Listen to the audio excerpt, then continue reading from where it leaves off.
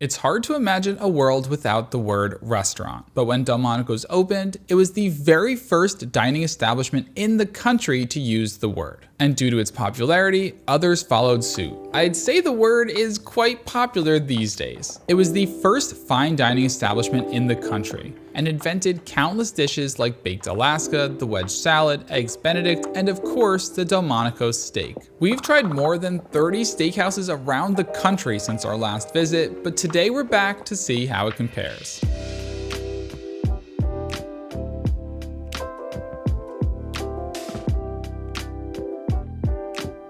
Delmonico's opened in 1827 as a small pastry shop by Italian-Swiss immigrants Giovanni and Pietro Delmonico. In 1831, it would become Restaurant Français, the very first restaurant in the country. I know what you're thinking. What about the Union Oyster House? You just said that was the oldest. Or what about White Horse Tavern? That's way older. And you're right. But if you look at the list of the oldest restaurants in the country, the one thing you'll notice is that none of them are actually called restaurants. The French word had been growing in popularity in Paris, and the Delmonico brothers were keen to emulate French fine dining with their new establishment, so they were the first to bring the word to the US. The restaurant would move a few times before settling here at 56 Beaver Street, where they would build what was said to be, at the time, the most spectacular restaurant in the country, and they called it Delmonico's. They would go on to open numerous locations around the city, including this spectacular one on 5th Avenue and a location on 14th Street that was a favorite of Abraham Lincoln. The restaurant is known for many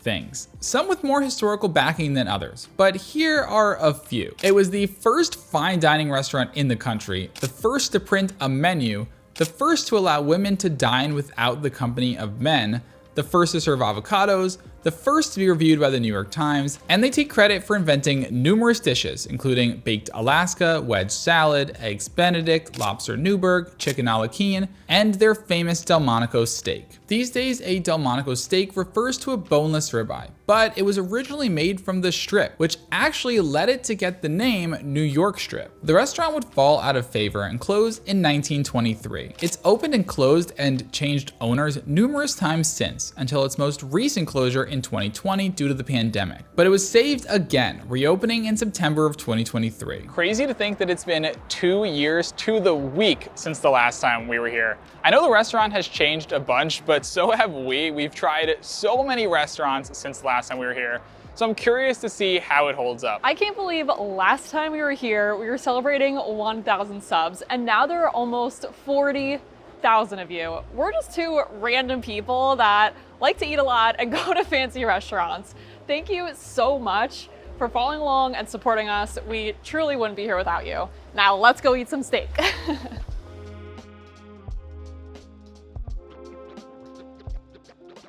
We are sitting at the exact same table that we sat in 2 years ago, and I don't know if it's just nostalgia, but it almost feels more special in here this time around. The room is gorgeous. I love the color combination. Those dark blue curtains and booths up against the wood paneling is just stunning, and I love the lighting. We ordered a few new dishes, and I cannot wait to give them a try.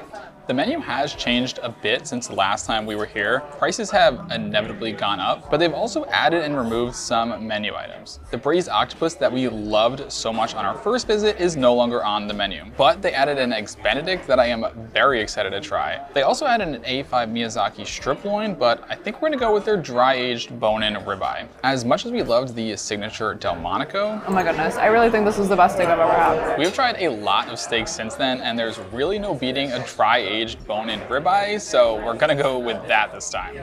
While we wait for our food, I just wanted to quickly tell you about the sponsor of today's video, BILT Rewards. BILT Rewards is a loyalty program that lets you earn points for paying your rent with no transaction fees. We spend more on rent than literally anything else, even food, believe it or not. So it's crazy we weren't earning points on our largest monthly expense. Even if you're not a renter, you could still earn points on everyday spending like travel and dining. And actually, we're earning points right now. Delmonico's is one of the many restaurants a part of BILT's neighborhood dining program. So this $95 steak is 190 points. All you have to do is link a credit card to your BILT account and you'll earn BILT points on top of those credit card points. BILT points are the industry's most valuable and flexible points. You could transfer them to major airlines and hotels, or even use them towards your rent. BILT is totally free to join, and you don't even need to open up a credit card. You could sign up using the QR code right here, or the link in the description to let BILT know we sent you. If you're already paying rent every month, don't let those points go to waste. Sign up for BILT today and start turning rent into rewards. We just got our bread course. It looks so nice and crispy on the outside and soft on the inside. And this butter looks like it's so creamy. Wow, it's crunchy, warm. You get a little salt from the butter. This seems really fresh. I am so excited to try this because the last time we were here, we actually weren't able to get one of their Eggs Benedict because it was only on their brunch menu. I don't really want to ruin it though. Oh no. Wow. That was kind of impressive. The Eggs Benedict here is a poached duck egg with lobster and a king crab and a black truffle hollandaise sauce. All right, let's just split this right open. Wow, look at that. That egg is cooked to perfection. Looks beautiful. Definitely the most decadent Eggs Benedict I've ever ordered. Each one of these Benedicts are like $30 a piece. That is really something. Look at that. That looks like such a good bite.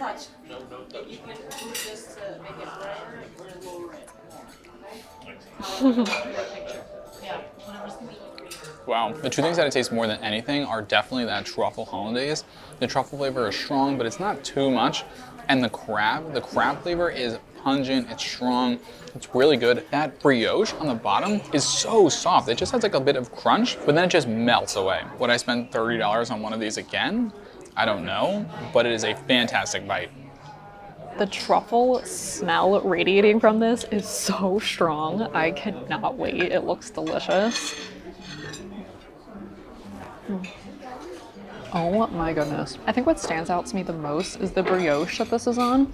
I'd much prefer the brioche than an English muffin because I feel like the English muffin is just like a little too tough and hard and like not a good texture complement to the egg. Sometimes the English muffins are really dry. This is not dry at all. Not dry at all, and it's nice and buttered. And that truffle hollandaise is to die for. It definitely makes this dish. I also appreciate that every bite is a little different. Like my first bite was more egg forward and I really tasted the hollandaise, but that bite I tasted all the seafood.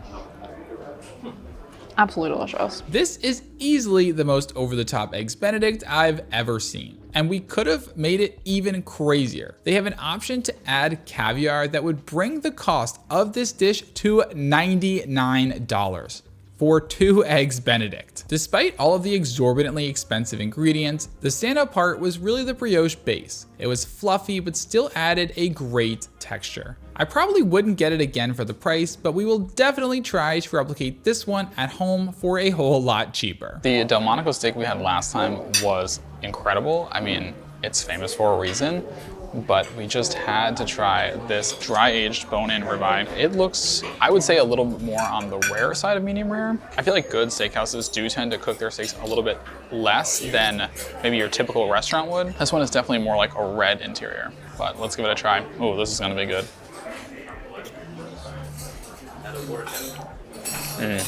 That is undoubtedly one of the most tender and juicy ribeyes I've ever had, but I actually didn't really taste any of that dry-aged flavor at all. Maybe it's just because that piece was almost from the direct center of the ribeye. I feel like when you get more towards the outer edges, it gets a little bit more of that like dry-aged funk. Let me try a piece from this rib cap. But the cook on this is perfect. The char on top and bottom is a nice little crunch.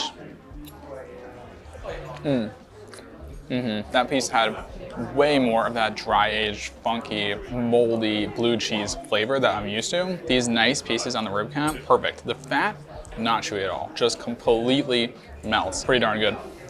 The crust on that is perfect. You get a nice crunch from the top and bottom. You get a little bit of that dry-aged funk. The middle is got a nice chew to it, but it's kind of more on the soft side, and then you get that exterior crunch. It is delicious. The 22-ounce dry-aged bone-in ribeye comes from Dakota Ranch in South Dakota. I think this is really a perfect choice for someone who wants a more complex, beefy steak than the traditional Delmonico, but doesn't necessarily want something too funky. If you're coming here once and can only try one steak, I'd probably still go for the namesake. But if you can get two, this is an amazing option that lets you really see the differences between a wet-aged and dry-aged ribeye. Last time we were here, we went with their mashed potatoes, but we heard the side to get are these hash browns, which sound very interesting. It's a hash brown with creme fraiche, a French pepper, and chives. So I'm curious, like, is there's gonna be a spice with this? Gotta get some of this creme fraiche. It's really interesting. Like, it looks like it's cooked almost to the point that it's like burnt over here, but I kind of feel like that's gonna add a nice little texture. It really doesn't look like hash browns. It looks more like a loaded baked potato. Yeah. But at a fine dining restaurant, basically. Right. Not really what I was expecting at all. It doesn't have like a loaded baked potato flavor. It actually has more of like a hash brown flavor. But there's another flavor in there that I can't really put my finger on that's really unique. It's definitely not spicy. The pepper flavor is pretty subtle. The creme fraiche is kind of the replacement here for the sour cream. So you do get some of those baked potato notes, but the flavor is so different than a baked potato. It's really hard to explain. And the inside is so soft. It's almost like an applesauce consistency, which is really interesting. It's definitely really good and unlike anything I think I've ever had before. I can't wait to try this. It seems so interesting. It is so interesting. Definitely the most interesting hash brown I've ever had. Struggle to even call this a hash brown, but it tastes like a hash brown. It doesn't look anything like a hash brown. First of all, it's delicious, but I definitely taste that flavor you were talking about. There's just this little contrast of flavor that complements the potatoes so well. Gives it like a little zest or something. That is really good. And then the creme fraiche adds like even more creaminess to the already creamy potatoes. And then you get a little crunch from the outer crust. This is like a flavor explosion and also like the perfect textural combination. Absolutely delicious. Perfect pairing with the steak too. I think that this is definitely the must order over the mashed. I agree. We were having a hard time deciding on dessert since we've already tried their famous baked Alaska. Our waiter said the blueberry pie was excellent and surprisingly unique, so that's what we went with. You might be surprised to see that we did not go for the baked Alaska this time. They actually do it a little differently than the last time we were here. I don't know if it was maybe just COVID, but they didn't do like a tableside fire the last time we were here, but they do seem like they're doing it now. So I guess it's a little bit different, but we already know it's fantastic. Although the best baked Alaska in New York City that we've had so far is at Strip House. Wow. Is it sacrilege to say that I think this is better than Delmonico's one? So if you are a baked Alaska fan, I would definitely go for that. But we went for this blueberry pie, which has sour cream ice cream on top. That sounds really interesting. And just the plating and presentation is beautiful. Holy smokes, this thing is absolutely full of blueberry. This is a big bite.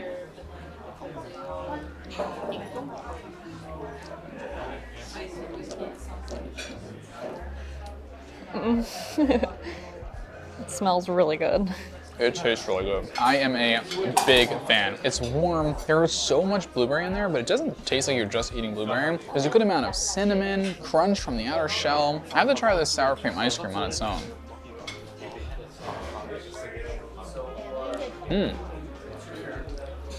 Wow, that's unique. Is it like tangy? Yeah, it's tangy. It's obviously creamy, but it's got like this kind of weird tang. It almost, I feel like my brain almost wants to think that it's vanilla, but it has like this sort of like subtle, slightly sour undernote. Our waitress was saying that they make all of the ice creams and sorbets in-house. The presentation of this is beautiful.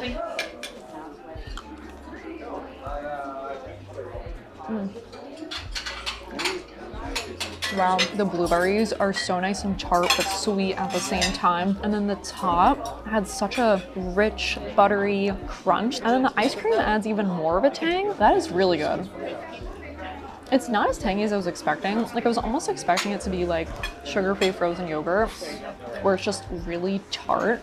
This is like a very subtle, more creamy version of that. It's really good. Yeah, thank you. This is absolutely delicious. The top crumble is unbelievable. The perfect mix of sweet and crunchy and just complements the blueberry interior so well. Truly a work of art. If you're feeling full like we were, I would recommend this. It's pretty light. I also wish I could eat this for breakfast. This would be a great breakfast. Yeah, this is a great way to end the meal. It's like nice and light. You won't be rolling out of here like we usually are when we eat like very rich desserts. Really good. Unfortunately, a meal at Delmonico's might leave you with a sour taste in your mouth, and not from the sour cream ice cream. One thing that hasn't changed since our last visit, a 4% credit card fee. That was a faultless meal at Delmonico's. I don't know why I'm so surprised, because everything we had last time was great, everything we had this time was great. If you're looking for an iconic, legendary New York City establishment with so much history and really reliable food, you can't go wrong with Delmonico's. But if you've ever been, we would love to know what you think of it. Make sure to like and subscribe if you enjoyed the video, and we'll see you in the next one.